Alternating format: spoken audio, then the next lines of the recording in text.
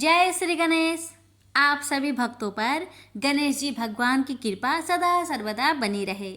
प्यारे भक्तों, आज आप सभी श्रवण करेंगे माघ मास की बुधवार की व्रत कथा। बुधवार का व्रत करने और कथा सुनने से भगवान गणेश अपनी भक्तों की हर मनोकामना को पूर्ण करते हैं। इसलिए कथा को बड़े ही श्रद्धा से पूरा अवश्य सुनिएगा। भगवान आप सभी भक्तों की हर मनोकामना को पूर्ण करे। इसी मंगल कामना के साथ आज की कथा शुरू करते हैं। जय श्री गणेश। समतापुर नगर में मधुसूदन नाम का एक धनी व्यक्ति रहता था।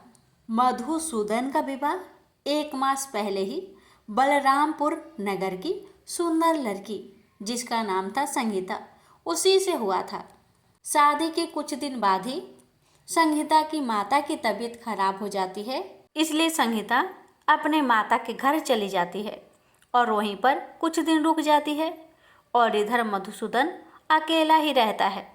जब संगीता की माता का तबीयत ठीक हो जाता है तो मधुसूदन बुधवार के दिन ही अपने पत्नी को लेने के लिए बलरामपुर के लिए रवाना हो जाता है।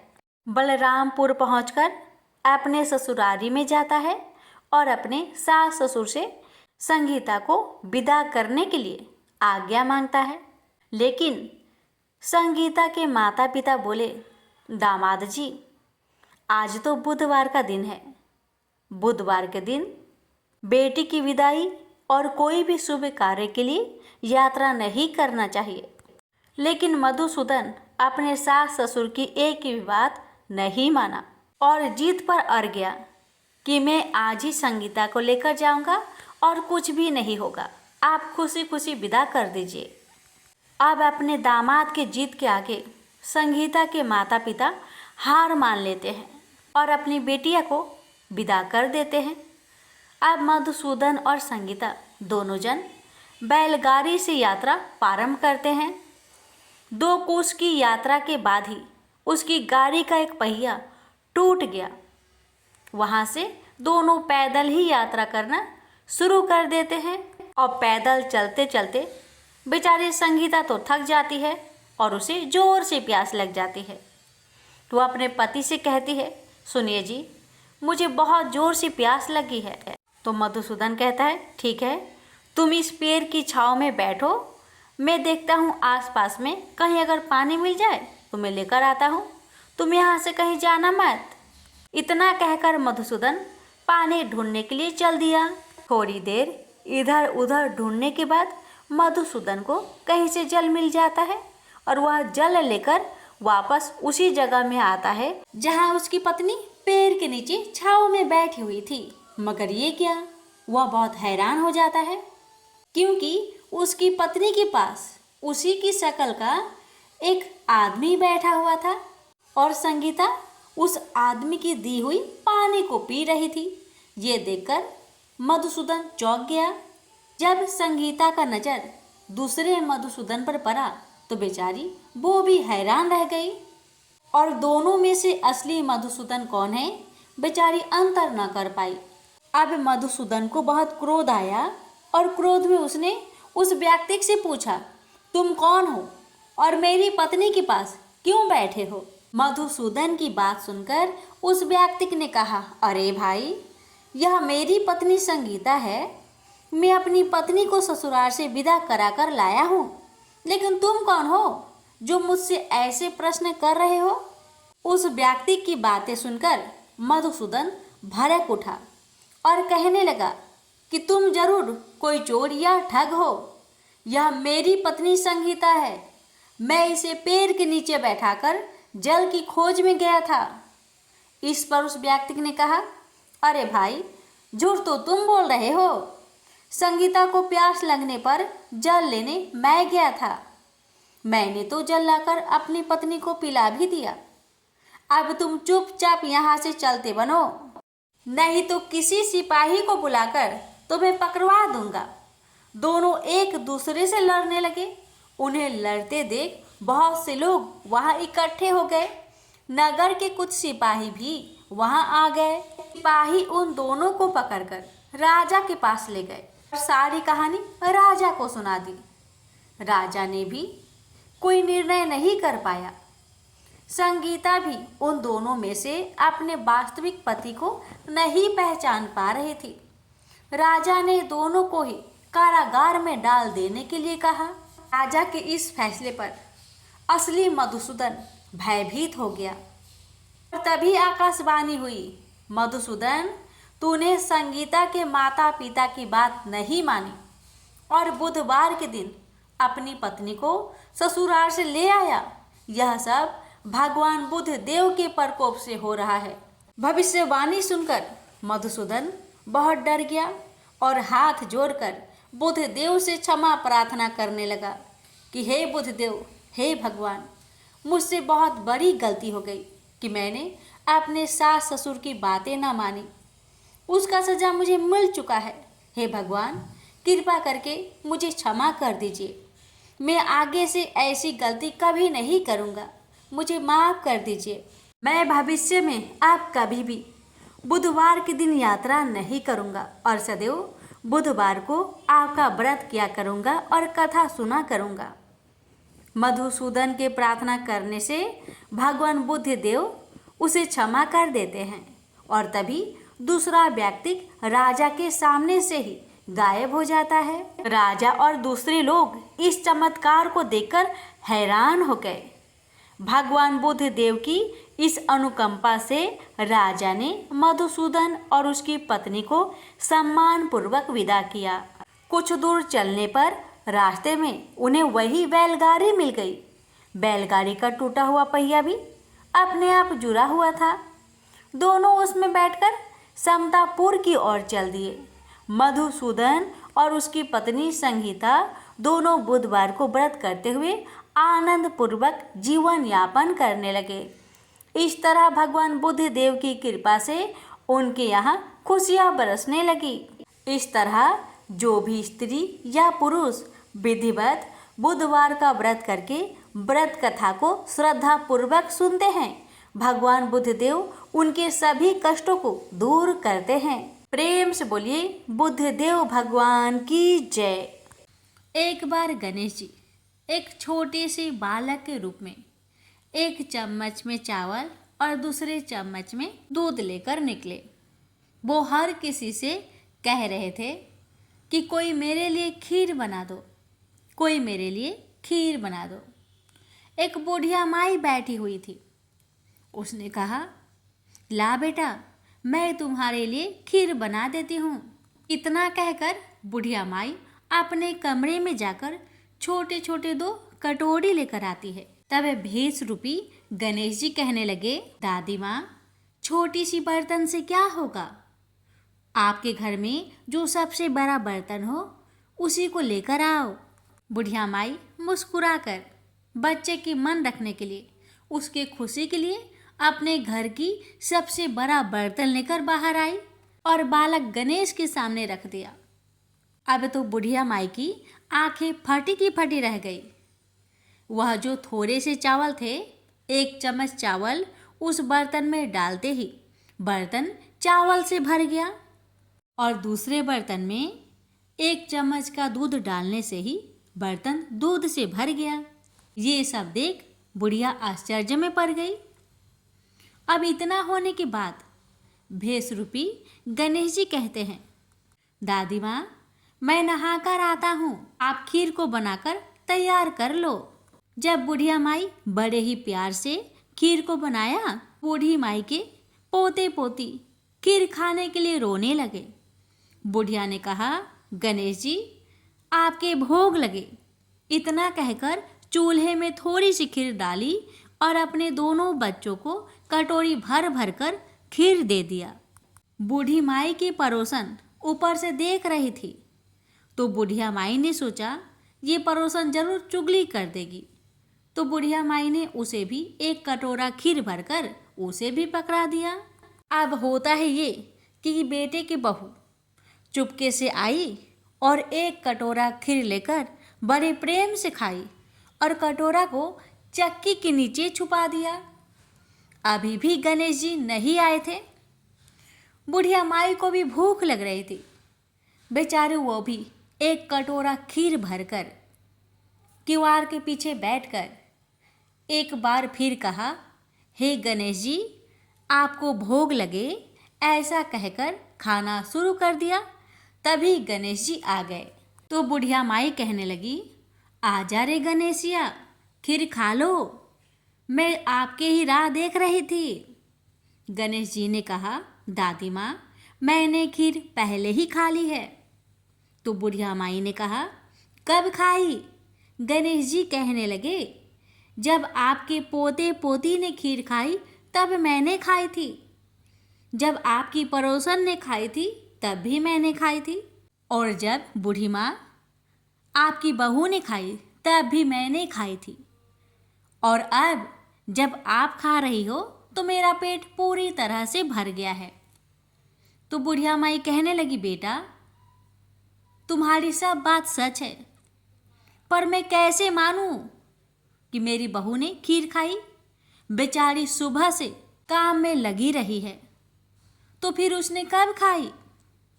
गणेश जी ने कहा, चक्की के नीचे जाकर देख, जूठा कटोरा पड़ा है जो तेरी बहू ने खाकर छुपा के रखी है, और तूने तो मेरे लिए भोग भी लगाया था, और तुम्हारी बहू ने वैसे ही खा गई।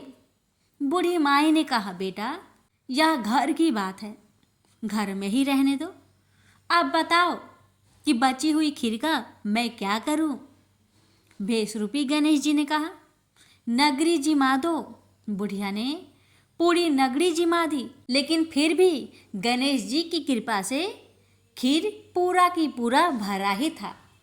राजा को पता लगा कि बुढ़िया के पास जादुई बर्तन है, तो राजा ने बुढ़िया माई को महल में बुलवाया और कहा, क्यों रे बुढ़िया, यह खीर वाली बर्तन तुम्हारे घर में शोभा नहीं देता है, ये तो हमारे महल में शोभा देगा।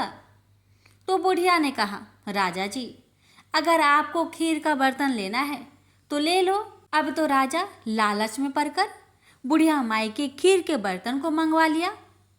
खीर के बर्तन महल में लाते ही कीड़े मकोड़े, बिच्छू, कछले हो गए और खीर से दुर्गंध आने लगी। यह देखकर राजा ने बुढ़िया से कहा कि हे बुढ़िया, क्या तुम जादू टोना जानती हो? ये खीर के बर्तन महल में आते ही कीड़े मकोड़े बिच्छू में बदल गए, ऐसा क्यों? मुझे बताओ। पहले तुम अपने खीर के बर्तन वापस ले लो, फिर मुझे सारी कहानी बताओ। राजा ने जैसे ही वह खीर वाली बर्तन बुढ़िया माई को दिया, वैसे ही बूढ़ी माई के हाथों से लगते ही वह खीर फिर से सुगंधित खीरों में बदल गया। ये देखकर राजा बड़े आश्चर्य में पड़ गया और बूढ़ी माई से कहने लगा, हे बुढ़िया माई, कृपा करके बताओ, ऐसा चमत्कार कैसे? तो बुढ़िया माई ने कहा, हे महाराज, ये बर्तन मुझे गणेश जी ने दिया है और उन्हीं की कृपा से ये खीर के बर्तन खाली नहीं पड़ती। सारी कहानी बताकर बुढ़िया माई राजा से विदा लेकर अपने घर को चली आती है और गणेश जी से कहती है, हे गणेश जी, बची हुई खीर का मैं क्या करूं?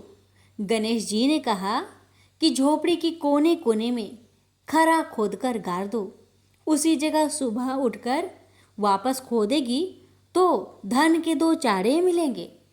ऐसा कहकर गणेश जी अंतर्ध्यान हो गए और जाते समय भगवान झोपड़ी को लात मारते हुए गए तो झोपड़ी के स्थान पर महल हो गया। सुबह बहू ने फावड़ा लेकर पूरे घर को खोद दिया, लेकिन कुछ भी नहीं मिला। तो बहू कहने लगी, सासू जी, आपके गणेश जी झूठे हैं। तो सास ने कहा, बहू, मेरे गणेश झूठो नहीं है, ला मैं देखूं। वह सुई लेकर खोजने लगी तो टन टन कर 2 धन के चाड़े निकल आए। बहू ने कहा, सासू जी, आपके गणेश तो साचो ही हैं। सास ने कहा, गणेश जी तो भावनाओं के भूखे हैं। यह गणेश जी जैसे आपने बुढ़िया माई को दिया, वैसे सबको देना। विनायक जी की कहानी कहने वाले, हुक्कार भरने वाले और आसपास के सुनने वाले सबको देना। प्रेम से बोलिए जय श्री गणेश। एक समय एक मेढक व मेढकी का जोड़ा था।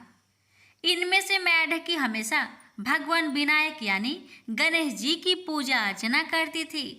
उन्हीं का नाम हर समय जपती रहती थी। यह देखकर मेढक को गुस्सा आता। एक बार उसने गुस्से में मेढकी को कहा कि तू पापी है जो हर समय पर पुरुष का नाम लेती है। इस पाप को करना बंद कर। धमकी भी दी, यदि आज के बाद विनायक जी का नाम लिया तो वह उसका सिर फोड़ देगा। कथा के अनुसार मेढकी इस बात से गणेश जी उससे नाराज हो जाते हैं। इसके बाद एक दिन राजा की एक दासी आती है और दोनों मेढक मेढकी जिस पानी में रहते हैं उसे एक पात्र में डालकर ले जाती है, जहां वह उस पानी को चूल्हे पर चढ़ा देती है। तभी मेढकी तो भगवान गणेश का नाम लेने से उबलते पानी में भी कष्ट नहीं पाती, लेकिन मेढक दर्द से करा उठता है। गर्म पानी में भी जब वह मेढकी को बिना कष्ट के देखता है तो वह उससे इसका कारण पूछता है। इस पर वह गणेश जी को ही उसका संकट दूर करने वाला बताते हुए मेढक को भी ऐसा ही करने को कहती है। ये सुन जान बचाने के लिए मेढक गणेश जी का नाम लेने लगता है। इससे गणेश जी प्रसन्न हो जाते हैं। कुछ देर में ही दो सांड लड़ते हुए वहां पहुंचते हैं और चूल्हे पर चढ़े पानी के पात्र को गिरा देते हैं, जिससे मेढक व मेढकी दोनों उस संकट से मुक्त होकर नदी की पाल में गिर जाते हैं। कथा के अंत में सबके साथ ये कहा जाता है कि गणेश जी महाराज ने जिस तरह मेढक व मेढकी का संकट दूर किया, वैसे ही वे सबका कष्ट दूर करे। एक समय की बात है, एक भाई बहन रहते थे। बहन का नियम था कि वह अपने भाई का चेहरा देखे ही खाना खाती थी। हर रोज वह सुबह उठती थी और जल्दी जल्दी सारा काम करके अपने भाई का मुंह देखने के लिए उसके घर जाती थी। एक दिन रास्ते में एक पीपल के नीचे गणेश जी की मूर्ति रखी थी। उसने भगवान के सामने हाथ जोड़कर कहा कि मेरे जैसा अमर सुहाग और मेरे जैसा अमर पिहर सबको दीजिए। यह कहकर वह आगे बढ़ जाती है। जंगल के झाड़ियों के कांटे उसके पैरों में चुभा करते जाते थे। एक दिन भाई के घर बहन पहुंची और भाई का मुख देखकर बैठ गई तो भाभी ने पूछा, पैरों में क्या हो गया है? यह सुनकर उसने भाभी को जवाब दिया कि रास्ते में जंगल के झाड़ियों के गिरे हुए कांटे पाँव में चुभ गए हैं। जब वह वापस अपने घर आ जाए तब भाभी ने अपने पति से कहा कि रास्ते को साफ करवा दो, आपकी बहन के पाँव में बहुत सारे कांटे चुभ गए हैं। भाई ने तब कुल्हाड़ी लेकर सारी झाड़ियों को काटकर रास्ता साफ कर दिया, जिससे गणेश जी का स्थान भी वहां से हट गया। यह देखकर भगवान गुस्सा हो गए और उसके भाई के प्राण हर लिए। लोग अंतिम संस्कार के लिए जब भाई को ले जा रहे थे तब उसकी भाभी रोते हुए लोगों से कही, थोड़ी देर रुक जाओ, उसकी बहन आने वाली है। वह अपने भाई का मुख देखे बिना नहीं रह सकती, उसका यह नियम है। तब लोगों ने कहा, आज तो देख लेगी पर कल कैसे देखेगी? रोज दिन की तरह बहन अपने भाई का मुंह देखने के लिए जंगल में निकली। तब जंगल में उसने देखा कि सारा रास्ता साफ किया हुआ है। जब वह आगे बढ़ी तो उसने देखा कि सिद्धि विनायक को भी वहां से हटा दिया गया है। तब उसने जाने से पहले गणेश जी को एक अच्छे स्थान पर रखकर उन्हें स्थान दिया और हाथ जोड़कर बोली, भगवान मेरे जैसा अमर सुहाग और मेरे जैसा अमर पिहर सबको देना। और फिर बोलकर आगे निकल गई। भगवान तब सोचने लगे, अगर इसकी नहीं सुनी तो हमें कौन मानेगा, हमें कौन पूजेगा? तब सिद्धि विनायक ने उसे आवाज़ दी, बेटी इस खेजड़ी की 7 पत्तियां लेकर जा और उसे कच्चे दूध में घोलकर भाई के ऊपर छींटा मार देना, वह उठकर बैठ जाएगा। यह सुनकर जब पीछे मुड़ी तो वहाँ कोई नहीं था। फिर वह यह सोचने लगी कि ठीक है, जैसा सुना वैसा कर लेती हूँ। फिर वह 7 खेजड़ी की पत्तियां लेकर अपने भाई के घर पहुंची। उसने देखा वहाँ कई लोग बैठे हुए हैं। भाभी बैठी रो रही है और भाई की लाश रखी है। तब उसने उस 7 पत्तियों को बताए हुए नियम के तहत भाई के ऊपर इस्तेमाल किया। तब भाई उठकर बैठ गया। भाई बोला बहन से, बोला मुझे बहुत ही गहरी नींद आ गई थी। तब बहन बोली यह नींद किसी दुश्मन को भी ना आए, और उसने सारी बात अपने भाई को बता दी। तो मान्यता के अनुसार ये है गणेश जी की चमत्कारी कथा। प्रेम से बोलिए गणेश भगवान जी की जय हो। एक बुढ़िया माई थी, मिट्टी के गणेश जी की पूजा करती थी। रोज बनाए रोज गल जाए। एक सेठ का मकान बन रहा था तो बुढ़िया बोली पत्थर का गणेश बना दो। मिस्त्री बोले जितने में हम तेरा पत्थर का गणेश जी करेंगे उतने में अपनी दीवार ना चिनेंगे। बुढ़िया बोली राम करे तुम्हारी दीवार टेढ़ी हो जाए। अब उनकी दीवार टेढ़ी हो गई। वो चिने और ढा देवे, चिने और ढा देवे। इस तरह करते करते शाम हो गई। शाम को सेठ आया। उसने कहा आज कुछ भी नहीं किया। मिस्त्री कहने लगे कि एक बुढ़िया आई थी, वो कह रही थी मेरा पत्थर का गणेश कर दो। हमने नहीं करा तो उसने कहा तुम्हारी दीवार टेढ़ी हो जाए। तब से दीवार सीधी नहीं बन रही है। बनाते हैं और ढा देते हैं। सेठ ने बुढ़िया बुलवाई। सेठ ने कहा हम तेरा सोना का गणेश गढ़ देंगे, हमारी दीवार सीधी कर दो। सेठ ने बुढ़िया को सोने का गणेश गढ़ा दिया। सेठ की दीवार सीधी हो गई। जैसे सेठ की दीवार सीधी की वैसे ही हे भगवान सबकी करना। गणेश जी की कथा। एक बुढ़िया माई थी। वह बहुत गरीब थी, आंखों से अंधी थी। उसका एक बेटा और एक बहू थे। वह बुढ़िया सदैव गणेश भगवान जी की पूजा किया करती थी। एक दिन गणेश जी प्रकट होकर उस बुढ़िया माई से बोले बुढ़िया माँ तू जो चाहे सो मांग ले। बुढ़िया माई बोली मुझे तो मांगना नहीं आता भगवान, कैसे और क्या मांगू। तब गणेश भगवान जी बोले अपने बेटे और बहू से पूछकर मांग लेना। तब बुढ़िया माई ने अपने बेटे से कहा बेटा गणेश जी कहते हैं तू कुछ मांग ले, बता मैं क्या मांगू। बेटा ने कहा माँ तू धन मांग ले। बहू से पूछा तो बहू ने कहा सासू माँ नाती मांग लो। तब बुढ़िया माई ने सोचा कि ये तो अपने अपने मतलब की बात कह रहे हैं। अतः उस बुढ़िया ने पड़ोसन से पूछा तो उन्होंने कहा कि बुढ़िया माई तू तो थोड़े दिन तक जिएगी, क्यों तू धन मांगे और क्या नाती मांगे। तू तो अपनी आंखों की रोशनी मांग ले, जिससे तेरी जिंदगी आराम से कट जाए। अब बुढ़िया माई काफ़ी सोच विचार के बाद भगवान से बोली भगवान यदि आप मुझसे प्रसन्न हैं तो मुझे 9 करोड़ की माया दे, निरोगी काया दे, अमर सुहाग दे, आँखों की रोशनी दे, नाती दे, पोता दे और सब परिवार को सुख दे, अंत में मोक्ष दे। यह सुनकर तब गणेश जी बोले बुढ़िया माँ तूने तो हमें ठग दिया, फिर भी जो तूने मांगा है वचन के अनुसार सब तुझे मिलेगा। और यह कहकर गणेश जी अंतर्ध्यान हो गए। उधर बुढ़िया माँ ने जो कुछ मांगा वह सब कुछ मिल गया। हे गणेश जी महाराज, जैसे आपने उस बुढ़िया माँ को सब कुछ दिया वैसे ही आपकी कहानी कहने वाले, सुनने वाले, हुक्कार भरने वाले सभी भक्तों को देना। एक सास बहू थी।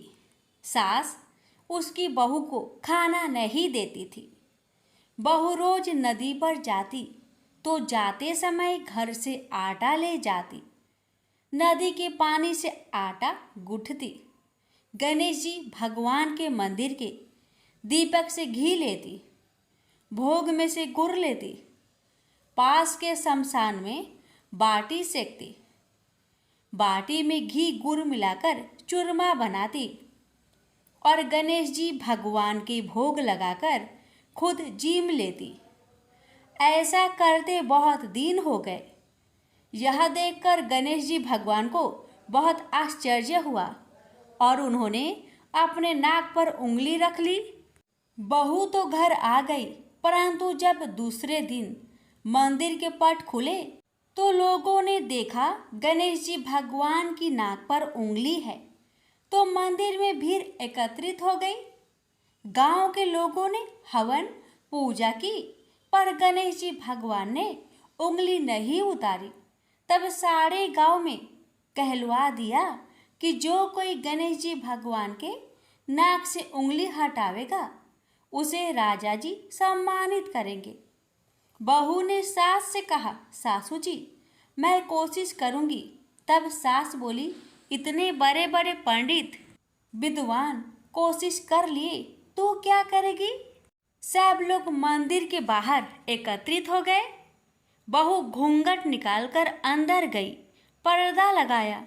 लोग गणेश जी से हाथ जोड़कर बोले, हे विघ्नहर्ता, मेरे घर से आटा लाती, लोगों को चढ़ाया, घी गुड़ लेती, शमशान में बाटी सेकती, उससे आपको क्या आपत्ति हुई।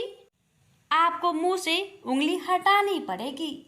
गणेश जी ने सोचा, इसकी बात तो माननी पड़ेगी। इसने पहले मेरे भोग लगाया, यह तो मेरी भक्त है। गणेश जी भगवान ने उंगली हटा ली और बहू को आशीर्वाद दिया कि इस गांव में सभी प्रेम से रहेंगे। बहू मंदिर से बाहर आई। सब गांव वालों ने कहा, बहू तूने उंगली कैसे हटवाई, तू तो जादूगरनी है। तब बहू ने सारी बात गांव वालों को बताई कि मेरी सास मुझे खाना नहीं देती थी। तब मैं घर से आटा लाकर नदी के पास पानी से आटा लगाकर बाटी बनाकर शमशान में सेककर गणेश जी के दीपक से घी, प्रसाद में से गुड़ चुराकर गणेश जी के भोग लगाकर खुद खा लेती। इसलिए गणेश जी को आश्चर्य हुआ और उन्होंने नाक पर उंगली रख ली और मेरी प्रार्थना पर उंगली हटा ली और मुझे वरदान दिया कि अब से इस गांव में सब प्रेम से रहेंगे। हे गणेश जी भगवान, जैसे बहू का मान बढ़ाया, वैसे जो भक्त आपकी इस कथा को बड़े ही श्रद्धा भाव से श्रवण करे, उन सबका मान बढ़ाना, रक्षा करना, घर में अन्न धन का भंडार भरना। प्रेम से बोलिए गणेश जी महाराज की जय। गणेश भक्त से हमारी निवेदन है कि इस कथा को शेयर अवश्य करें। भगवान श्री गणेश को तुलसी नहीं चढ़ती। इसके पीछे पुराणों में एक रोचक कथा मिलती है। एक समय में धर्मात्मज नाम के राजा हुआ करते। उनकी कन्या तुलसी यौन अवस्था में थी। अपने विवाह की इच्छा लेकर तीर्थ यात्रा पर निकल पड़ी। उन्होंने कई जगह की यात्रा की। एक स्थान पर उन्हें तरुणावस्था में भगवान श्री गणेश को तपस्या में लीन देखा। भगवान गणेश का रूप अत्यंत मोहक और आकर्षक था। तुलसी भगवान गणेश के इस रूप पर मोहित हो गई और अपने विवाह का प्रस्ताव उनके समक्ष रखने के लिए उनका ध्यान भंग कर दिया। भगवान गणेश ने स्वयं को ब्रह्मचारी बताते हुए तुलसी का विवाह प्रस्ताव ठुकरा दिया। तुलसी को भगवान गणेश के इस रूखे व्यवहार और अपना विवाह प्रस्ताव ठुकराए जाने से बहुत दुख हुआ और उन्होंने आवेश में आकर भगवान गणेश को 2 विवाह होने की श्राप दे दिया। इस पर श्री गणेश ने भी तुलसी को असुर से विवाह होने का श्राप दे डाला। बाद में तुलसी को अपनी भूल का एहसास हुआ और भगवान गणेश से क्षमा मांगी। ना तुम्हारा श्राप खाली जाएगा ना मेरा। मैं रिद्धि और सिद्धि का पति बनूंगा और तुम्हारा भी विवाह राक्षस जलांधर से अवश्य होगा। लेकिन अंत में तुम भगवान विष्णु और श्री कृष्ण की प्रिया बनोगी और कलयुग में भगवान विष्णु के साथ तुम्हें पौधे के रूप में पूजा जाएगा, लेकिन मेरी पूजा में तुलसी का प्रयोग नहीं किया जाएगा। प्रेम से बोलिए तुलसी माता की जय, गणेश भगवान की जय। बहुत समय पहले की बात है, किसी गांव के बाहर एक बरगद का पेड़ था, जिसके पास ही गणेश जी का एक छोटा सा मंदिर था। गांव में और मंदिर नहीं थे, इसलिए सब लोग इसी मंदिर में आकर पूजा किया करते थे। गांव में एक भिखारी भी रहता था। भीख मांगना ही उसका काम था। गांव छोटा सा था, भिखारी को काफी भीख नहीं मिलती थी, इसलिए यह और कोई उपाय न देखकर मंदिर के दरवाजे पर बैठने लगा। सोचने लगा कि लोग यहाँ धर्म करने आते हैं और नहीं तो सही पेट भरने लायक भीख तो मिल जाया करेगी। भिखारी दिन भर मंदिर के दरवाजे पर बैठा रहता और जब वहाँ किसी को आते देखता तो शिव शिव रटने लगता। इस तरह बेचारा दिन भर गणेश जी और शिव जी का नाम जपता रहता था, मगर शाम तक उसे भीख मिलती थी। फिर 2-4 मुट्ठी अन्न और कुछ फल मूल और कभी कभी 4-6 पैसे मिलते थे। हालांकि इतनी थोड़ी आमदनी से किसी की गुजर कैसे हो सकती है। फिर भिखारी को अपना ही नहीं बल्कि अपनी बेटी की भी चिंता करनी पड़ती थी। उसकी बेटी का नाम था कमला और वह बड़ी चतुर और बड़ी समझदार थी, मगर चतुराई और समझदारी से तो पेट की आग नहीं बुझती, उसे तो भोजन चाहिए। इसलिए कमला कभी कभी अपने बाप को भोजन पाने के लिए तंग करने लगती थी। उस वक्त भिखारी के दिल पर बड़ी चोट लगती, उसकी आंखें भर आती थी। वह चिंता के समुद्र में डूब उतरने लगता था। गर्मी के दिन थे, दोपहर का समय था। ऊपर आसमान और नीचे धरती धक धक जल रही थी। चारों तरफ सन्नाटा छा रहा था। ऐसे ही समय में महादेव पार्वती लोगों का सुख दुख देखने इस संसार में आए। चलते चलते वे उसी गांव में पहुंचे और गणेश जी के मंदिर के सामने से निकले। भिखारी उन्हें आते देख ओम नमः शिवाय, ओम नमः शिवाय की रटना रटने लगा। भिखारी की यह हालत देख पार्वती जी को बड़ी दया आई। उन्होंने महादेव जी से कहा, भगवान इस भिखारी की तरफ भी तो देखिए, बेचारा कितना दुखी है। देखिए तो कितने प्रेम से आपका नाम जप रहा है और आप भगवान कितने कठोर है। आपको क्या इस भिखारी पर दया नहीं आई? मैंने सुना था कि लोग बड़े पापी हो गए हैं, वो देवताओं का पूजा नहीं करते, मगर नहीं, आज मुझे मालूम हुआ कि इसमें उनका कोई अपराध नहीं, सब तो देवताओं का अपराध ही है। आप इसी भिखारी को ले लीजिए। बेचारा को आपका नाम लेते लेते बरसों बीत गए, इतने पर भी अभागा पेट भर भोजन तक नहीं पाता। जब देवता ही ऐसे कठोर हो जाएंगे तब कोई काहे उनकी पूजा करेगा। अब महादेव जी को पार्वती जी की बात लग गई। भगवान बोले, देवी आप असल बात क्या है नहीं जानती और आप जान भी नहीं सकती, क्योंकि आपका हृदय ही इतना कोमल है कि मैं कहता हूँ देवी आप जिद ना करें, जो हो रहा है उसे होने दीजिए। देवी ने एक ना सुना तो भगवान ने कहा, ठीक है तो मैं आज इस भिखारी के लिए कुछ बंदोबस्त करा देता हूँ, जिससे इस भिखारी का दुख दूर हो जाएगा। इतना कहकर महादेव जी पार्वती जी के साथ मंदिर में पहुँचे। माता पिता को आते देख गणेश जी उठकर खड़े हो गए। उन्होंने बड़े प्रेम से माता पिता को प्रणाम किया। महादेव जी ने गणेश जी को आशीर्वाद दिया और कहा, देखो बेटा, यह भिखारी बरसों से तुम्हारे द्वार पर बैठा है, मेरा नाम जपा करता है, मगर तुमने अब तक इस पर दया क्यों नहीं किया? अब ऐसा कुछ उपाय करो जिससे इस बेचारे का दुख दूर हो जाए। गणेश जी ने हाथ जोड़कर उत्तर दिया, अच्छी बात है पिताजी, 7 दिन के भीतर उसका दुख दूर हो जाएगा, उसे कहीं न कहीं से 2 लाख रुपए मिल जाएंगे। गणेश जी का उत्तर सुनकर महादेव पार्वती आगे को चल गए। इसी समय एक बनिया मंदिर में पूजा करने आया था। वह आड़ में छिपा छिपा महादेव जी और गणेश जी की बातें सुन रहा था।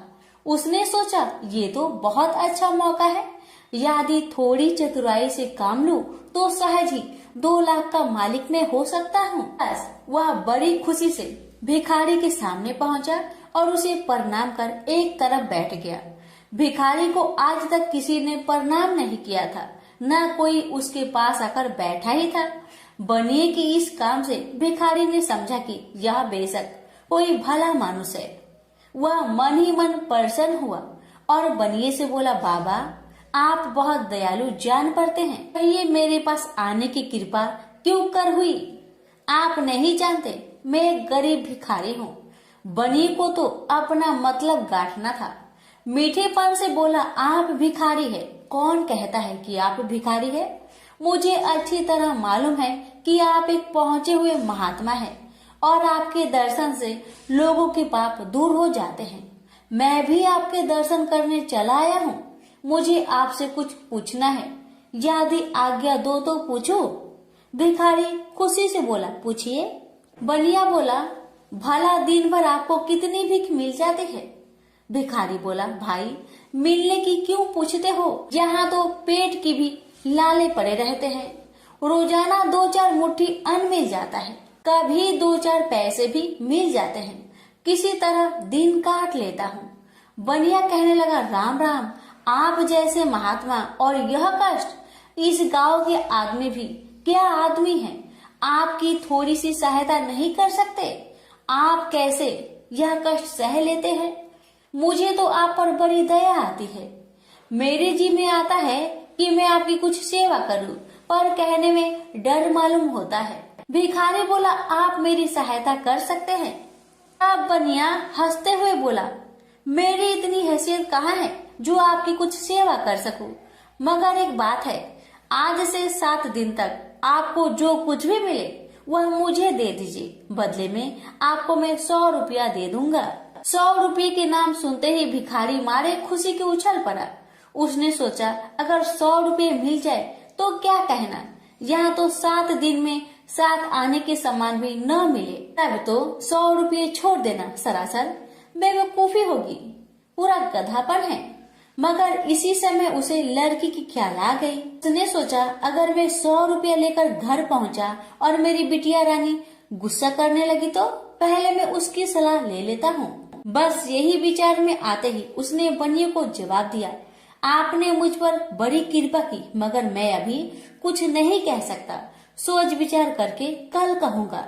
जब बनिया चला गया तब भिखारी ने अपनी बिटिया को बुलाया और उससे सब हाल कह सुनाया। चतुर बिटिया कमला ने फौरन समझ गई कि इसमें जरूर कोई बनिए की शैतानी है। उसने पिता से कहा, बनिया बिना फायदे के क्यों 100 रुपये देने चला? खैर कोई बात नहीं पिताजी, मैं कल उस बनिए से बातें तय कर लूंगी, मगर आप बीच में कुछ ना बोलना। उधर बनिए का बुरा हाल था। रात भर उसके पेट में चूहे उछलते रहे।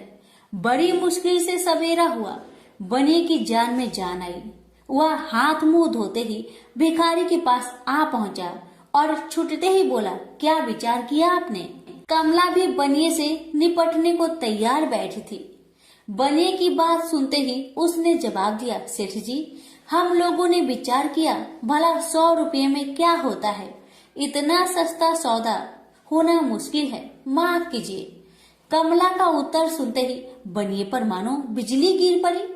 पर लाख रुपए के लालच छोड़ना भी कठिन था। वह 200 रुपए देने को राजी हो गया।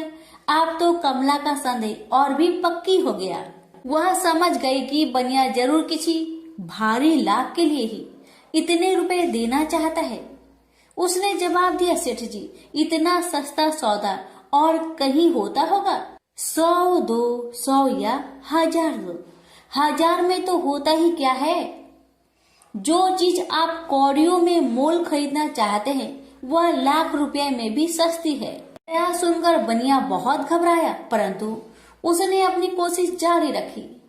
मारे लोभ के वह अंधा हो रहा था। उसको लोभ का भूत सवार हो गया था। उसने 100 दो, 100 से बढ़कर अंत में 50,000 लगा दिए। अब कमला ने सोचा, इतने रुपए थोड़े नहीं होते। अब बिटिया कमला ने सोचा, इतने बड़े रकम को छोड़ना ठीक नहीं है। उसने बनिए से कहा, खैर आप नहीं मानते तो मैं ही आपकी बात मान लेती हूँ, मगर शर्त ये है कि रुपए अभी मिलने चाहिए। ये शर्तें मंजूर करने में बनिए को क्या उजर थी। वह खुशी खुशी घर लौटा। उसने सोचा 50,000 रुपए देकर 1 लाख लेना कुछ बुरा नहीं है। 2 लाख न सही 1.5 लाख मालिक तो बन ही जाऊंगा। आहा, मेरी तकदीर भी कितनी चोखी है। 7 ही दिन में 50,000 का लाभ हो गया। उसने घर आते ही भिखारी के पास 50,000 रुपए भेज दिए। अब बनिया हर रोज भिखारी के पास आता और उसकी दिन भर की भीख घर ले आता। इस तरह 6 दिन बीत गए। अब तो बनिए को बड़ी फिक्र हुई। 7वें दिन वह फिर गणेश जी के मंदिर में पहुंचा। उसने देखा कि आज फिर महादेव पार्वती मंदिर में पधारे हैं। बस वह दीवार से कान सटा उनकी बातें सुनने लगा, मगर यह क्या, उसका कान दीवार में चिपक गया।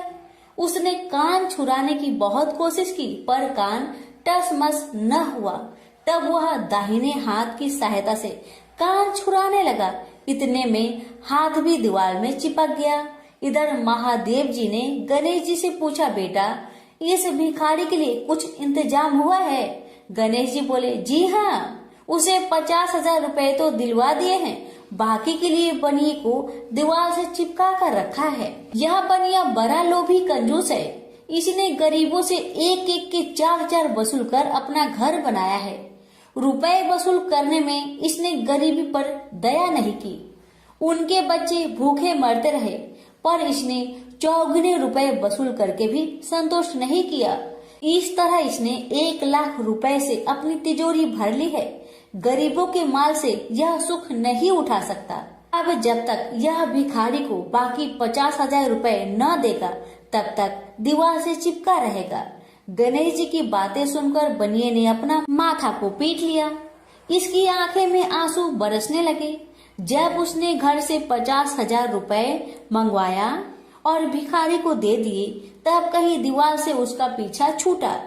से बोलिए गणेश भगवान की जय, उमापति शंकर भगवान की जय। बात उस समय की है जब परशुराम ने अपनी प्रतिज्ञा के अनुसार पृथ्वी को क्षत्रियों से रहित कर दिया था। तब वे अपने गुरु भूतनाथ के चरणों में प्रणाम करने और गुरु पत्नी अम्बा तथा उनके नारायण तुल्य दोनों गुरु पुत्र कार्तिकेय और गणनायक को देखने की लालसा से कैलाश पहुंचे। वहां उन्होंने अत्यंत अद्भुत कैलाशपुरी का दर्शन किया। अपने गुरु की उस दिव्य पुरी के दर्शन कर उनका नंदन आनंद विभोर हो गए। फिर उन्होंने शिव का 15 योजन ऊंचा और 4 योजन विस्तृत अत्यंत सुंदर आश्रम देखा। परशुराम वहां सबसे मिले और उन्होंने सबसे बात की। इसके बाद वे नंदीकेश्वर से आज्ञा प्राप्त कर प्रसन्नता पूर्वक आश्रम के भीतर प्रविष्ट हुए। कुछ ही आगे जाने पर महातपस्वी परशुराम ने बहुमूल्य रत्नों से निर्मित सैकड़ों मंदिर देखे। उन्होंने वहां का भीतरी द्वार देखा, जो नाना प्रकार की चित्रकारी से चित्रित तथा हीरे मोतियों की गुथी हुई मालाओं से अत्यंत शोभ्यमान था। परशुराम ने द्वार के बाएं भाग में अपने गुरु पुत्र कार्तिकेय को देखा और दाहिने ओर पार्वती नंदन गणेश तथा शिव पार्वती का अवलोकन किया।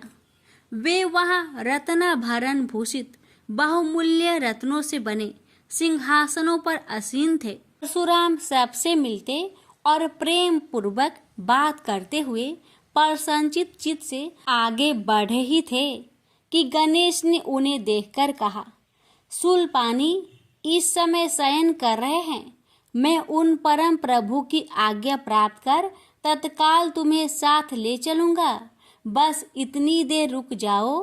परशुराम ने गणेश के सम्मुख खड़े खड़े उत्तर दिया, बंधुवर, मैं अपने गुरु शिव व माता पार्वती के दर्शन करना चाहता हूँ।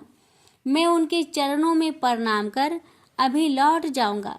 गणेश ने उन्हें अनेक प्रकार से समझाते हुए कहा, इस समय भूतेश्वर शिव एवं माता पार्वती अंतःपुर में है, अतः एवं अभी आपको वहां नहीं जाना चाहिए। परम गुरुदेव शिव एवं माता पार्वती के चरण कमलों के दर्शन करने का मेरा सहज अधिकार है। परशुराम अपने आग्रह पर दृढ़ थे, किंतु गणेश उन्हें अत्यंत विनय पूर्वक समझाते रहे। मैं तो परम पिता शिव एवं माता पार्वती के दर्शनार्थ जाऊंगा ही।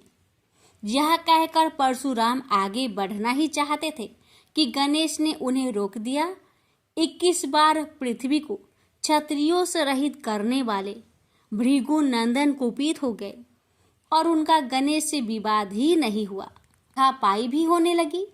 कुमार कार्तिकेय ने उन्हें समझाने का प्रयास किया, किंतु क्रोध परशुराम ने उन्हें धक्का दे दिया, जिससे वह गिर गए।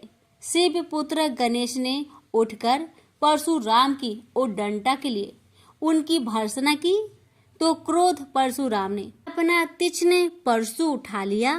तब गणेश ने अपनी सूंड बढ़ाकर उन्हें उसमें लपेट लिया और घुमाने लगे। गणेश की सूंड में लिपटे परशुराम सर्वथा असहाय और निरुपाय थे। गणेश के योग बल से परशुराम अस्तंभित रह गए। गणेश ने परशुराम को सप्तद्वीप, सप्त पर्वत, सप्त सागर, भूलोक, स्वर्गलोक, जनलोक, ध्रुवलोक, गौरीलोक और शंभुलोक में घुमाते हुए समुद्र में फेंक दिया। परशुराम समुद्र में तैरने लगे तो निरामयी गणनाथ ने उन्हें पुनः अपनी सूंड में उठा लिया और घुमाते हुए बैकुंठ धाम दिखाकर गोलोक धाम का दर्शन करा दिया। वहां परशुराम ने मंद मंद मुस्कुराते हुए बंसी विभूषित नवनीरद श्री कृष्ण के साथ रासवेड़ी राधा का दर्शन किया, तो वे बार बार उनके मंगलमयी चरण कमलों में प्रणाम करने लगे। कुछ देर बाद परशुराम सचेत होकर पृथ्वी पर गिर पड़े। समय उनका प्रतिवादी मुख स्तंभ गणेश जी द्वारा किया हुआ स्तंभन भी दूर हो गया। तब उन्होंने अपने अभीष्ट देवता श्री कृष्ण के जगत गुरु शिव द्वारा प्रदत्त परम दुर्लभ स्रोत एवं कवच का स्मरण किया और संपूर्ण शक्ति से सूर्य की प्रभा के तुल्य तीक्ष्णतम अपने परशु से गौरी नंदन पर प्रहार कर दिया। गणेश ने अपने परम पूज्य पिता के अमोघ अस्त्र का सम्मान करने के लिए उसे अपने बाएं दांत से पकड़ लिया। शिव शक्ति के प्रभाव से वह तेजस्वी परशु गणेश के बाएं दांत को समूल काट कर पुनः रेणु का पुत्र परशुराम के हाथ में लौट आया। गणेश का दांत टूटते ही भयानक गर्जना हुई और रक्त का फवारा फूट पड़ा। मुंह से निकलकर रक्त से सना दांत भूतल पर गिर पड़ा। उस समय धरित्री कांप उठी। यह दृश्य कार्तिकेय, क्षेत्रपाल आदि पार्षद तथा शून्य में देवगण अत्यंत भयभीत होकर हाय हाय करने लगे। कैलाशवासी डर से मूर्छित हो गए। निंद्रापति सुधत्मा शिव की निंद्रा भंग हुई। बेटा यह क्या हुआ? दौड़ी हुई पार्वती आई तो उन्होंने अपने पुत्र गणेश के टूटे दांत तथा रक्त से सने हुए मुंह को देखा और देखा कि उनके हृदय खंड गणेश क्रोध शून्य परम शांत लज्जा से सिर झुकाए खड़े हैं।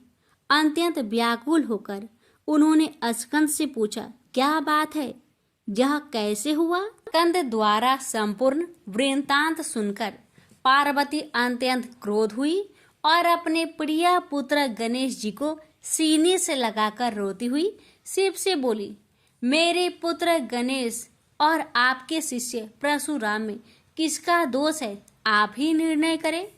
फिर माता पार्वती ने अपने सम्मुख परशुराम को शिव के प्रमोदक द्वारा चरण कमलों की निर्भयता पूर्वक सेवा करते हुए देखकर कहा, हे महाभाग राम, तुम योगियों के गुरु देवाधिदेव महादेव के शिष्य हो।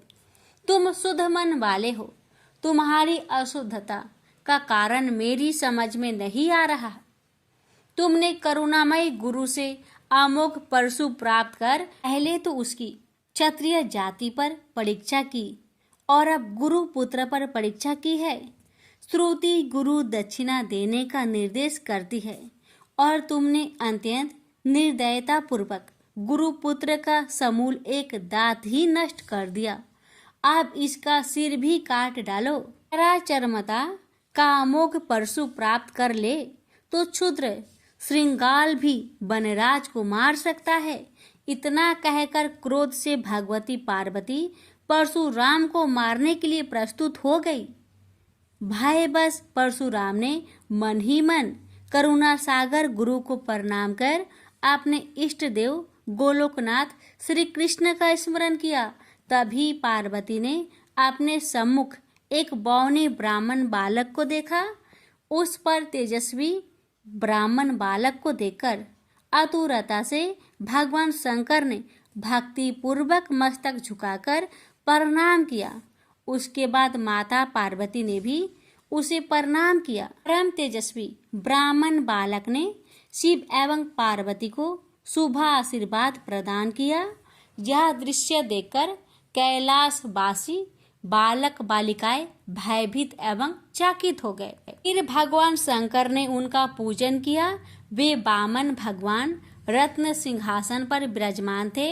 उनका उत्कृष्ट तेज सर्वत्र फैल रहा था। भगवान शंकर ने मधुर शब्दों में कहा, आज मेरा परम सौभाग्य है जो आपने कृपा पूर्वक मेरे यहाँ पधार कर मुझे सेवा का अवसर प्रदान किया है। सुतोष शिव की मधुर वाणी से प्रसन्न होकर ब्राह्मण बाल रूपी स्वयं श्री हरि ने गंभीर स्वर में कहा, आप लोग की वर्तमान स्थिति जानकर मैं श्वेत द्वीप से आ रहा हूँ। मेरे भक्तों का कभी अमंगल नहीं होता। मेरा सहस्त्र सार उनके रक्षार्थ प्रतिक्षण प्रस्तुत रहता है, किंतु गुरु के रुष्ट होने पर मैं विवश हो जाता हूँ। गुरु की अवहेलना बलवती होती है। विद्या और मंत्र प्रदान करने वाला गुरु अभिष्ट देव से 100 गुना श्रेष्ठ है। गुरु से बढ़कर कोई देवता नहीं है, पार्वती से बढ़कर कोई पतिव्रता नहीं है तथा गणेश से उत्तम कोई जितेंद्रिय नहीं है। भृगु नंदन ने गुरु पत्नी एवं गुरु पुत्र की अवहेलना कर दी है। उसी का मार्जन करने के लिए मैं यहाँ उपस्थित हुआ हूँ। श्री हरि ने भगवान शंकर के बाद भगवती पार्वती से कहा, तुम जग जननी हो। तुम्हारे लिए गणेश, कार्तिकेय और परशुराम भी पुत्र तुल्य है। इन परशुराम ने स्नेह के प्रति शिव और तुम्हारे मन में भेद नहीं है। अतः एवं जो उचित समझो करो। देव बड़ा प्रबल होता है। बालकों का यह विवाद तो देव दोष से ही घटित हुआ है। तुम्हारे इस प्रिय पुत्र का एक दंत नाम वेदों में प्रसिद्ध है। फिर श्री हरि ने परशुराम से कहा, राम, तुमने क्रोधवश शिवा पुत्र गणेश का दांत तोड़कर अनुचित किया है। इस कारण तुम निश्चय ही अपराधी हो। ये सर्वशक्ति स्वरूपा पार्वती प्रकृति से परे और निर्गुण है। श्री कृष्ण भी इन्हीं की शक्ति से शक्तिशाली हुए हैं। ये समस्त देवताओं की जननी है। तुम इनकी स्तुति कर इन्हें संतुष्ट करो। इतना कहकर श्री हरि बैकुंठ के लिए प्रस्थान कर गए। परशुराम ने भी स्नान कर शुद्ध वस्त्र धारण कर लिए। वह हाथ जोड़कर गुरुदेव के चरणों में प्रणाम कर सिर झुकाए जगजननी गौरी का स्तवन करने लगे। भक्तवर परशुराम के संपूर्ण अंग पुलकित थे और उनके नेत्र से अश्रु प्रवाहित हो रहे थे। इस प्रकार करुण प्रार्थना करते हुए अंत में परशुराम ने कहा, जगजननी, रक्षा करो, रक्षा करो, मेरे अपराध को क्षमा कर दो। भला कहीं बच्चे के अपराध करने से माता कुपित होती है। यह कहकर परशुराम ने माता पार्वती के चरणों में प्रणाम कर अत्यंत दुखी होकर रोने लगे। परशुराम की करुण प्रार्थना से करुणामयी पार्वती का हृदय द्रवित हो गया। उन्होंने प्रीति पूर्वक परशुराम को अभय दान देते हुए कहा, बेटा अब शांत हो जाओ, आशुतोष के अनुग्रह से तुम्हारी सर्वत्र विजय हो। सर्वतरात्मा श्री हरि तुम पर सदा प्रसन्न रहे। गुरुदेव शिव में तुम्हारी भक्ति सुदृढ़ रहे। तुम अमर हो जाओ। इसी प्रकार दयामयी पार्वती ने परशुराम को आशीर्वाद दिया और वे अपने अंतपुर में चली गई। उस समय वहां श्री भगवान के मंगल नाम का उच्च घोष होने लगा। फिर परशुराम ने एकदंत गणेश का स्तवन किया और गंध, पुष्प, धूप, दीप एवं तुलसी रहित नैवेद्य आदि से लंबोदर की विधि पूर्वक पूजा की। परशुराम ने भक्ति भाव से भाई गणेश को संतुष्ट कर माता पार्वती एवं कृपा सिंधु त्रिलोचन के चरणों में प्रणाम किया। फिर उन्होंने गुरु की आज्ञा प्राप्त कर प्रसन्नता पूर्वक वहां से प्रस्थान किए। प्रेम से बोलिए गौरी पुत्र गणेश भगवान की जय। हर हर महादेव। माता पार्वती की जय।